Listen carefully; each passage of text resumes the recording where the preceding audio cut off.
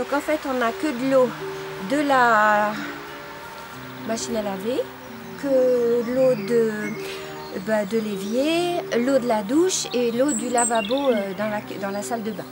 Voilà, donc en fait on a notre sortie d'eau qui est ici et là on a un bassin de nettoyage de l'eau, c'est-à-dire un bassin de décantation. Et en fait je mets un ballot de paille, c'est-à-dire qu'en fait j'ai de la paille, je mets un ballot de paille ici qui va me permettre de récupérer les matières grasses et qui va faire en sorte que l'eau après elle soit fluide.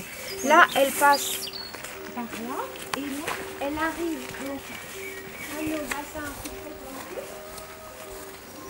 Donc on appelle ça bassin filtré planté. En fait c'est des cercles qu'on achète en magasin de bricolage. Alors on conseille plutôt le béton parce qu'on s'est rendu compte que même des matières de caoutchouc épaisses, en fait les racines des plantes aquatiques sont tellement puissantes qu'elles peuvent aussi crever le caoutchouc. Donc dans ce béton, on le bouche hermétiquement avec du ciment, c'est-à-dire qu'on met des gros cailloux et on bouche hermétiquement avec du ciment.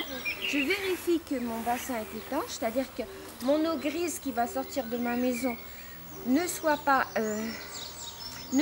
dispersée dans la nature avant d'avoir été nettoyée par les différentes plantes aquatiques.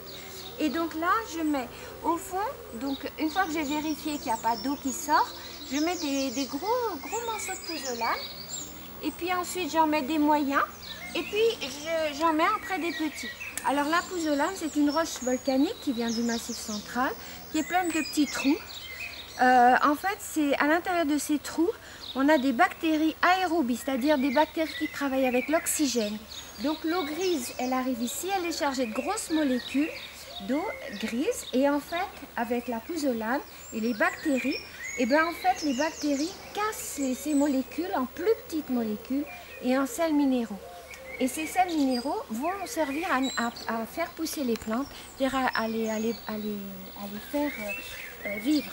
On réfléchit à une circulation de l'eau, c'est-à-dire que moi, mon eau elle arrive par là, et là vous voyez il y a un décrochement et l'eau circule dans ce bassin-là. Ici, ça passe ici. Et en fait, après, on a un léger creux.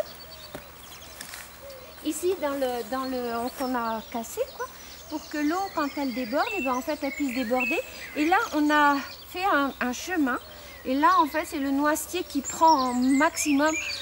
On a fait un chemin qu'on a creusé sous la terre avec un plastique qui permet de faire une circulation en V. Qui fait une circulation d'eau et en fait le noisetier il en a profité pour piquer toute l'eau. Voilà.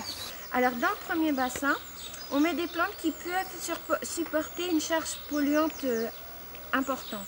Donc vous avez la phragmite ou le roseau. Il ne faut pas les mettre ensemble parce que y a elle se bagarre, voilà. Et donc en fait il y en a une qui prend le dessus. Alors toutes les plantes que vous allez voir, c'est des plantes qu'on trouve partout en France. Donc la phragmite on la trouve au bord des étangs et voilà. Donc la plante elle a tendance à se sentir bien, à se multiplier et de temps en temps le travail, ben là on l'a fait il n'y a pas longtemps, le travail c'est de décompresser les plantes et puis de les offrir aux copains parce que c'est des plantes qui sont habituées finalement à vivre dans de la pouzzolane. Donc il ne faut absolument pas mettre de terre parce qu'autrement vous allez compacter votre circulation d'eau et il ne va pas y avoir une bonne circulation. Donc vraiment c'est que de la pouzzolane.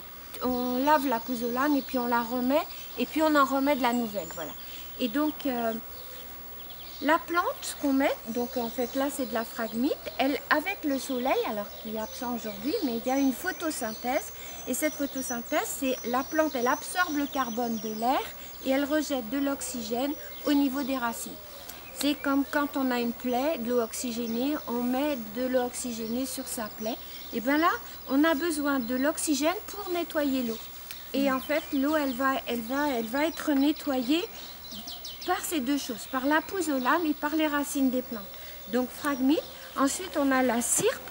La cyrpe, c'est une plante qu'on trouve partout aussi en France. On se coupe les doigts quand on va à l'envers. Vous voyez, elle ressemble un petit peu à des iris, mais en fait, elle est bien particulière, on la reconnaît bien. Elle a tendance à faire des hampes, c'est très joli. Et puis là, la glycérie, c'est une plante de marais qu'on donnait à manger avant aux vaches ou aux chèvres. Quand on était en période de sécheresse, ça leur permettait de se nourrir. la saponaire, qui est une plante qu'utilisaient nos ancêtres pour se laver les cheveux. Voilà. Donc, on la trouve aussi au bord de l'eau et ça donne des petites fleurs roses. En montagne, elle est assez grande et avec des fleurs un peu plus importantes. Et puis là, en plaine, elle est beaucoup plus petite, mais elle a toujours ses petites fleurs et je pense qu'on l'utilisait aussi. Voilà, je vous ai tout raconté.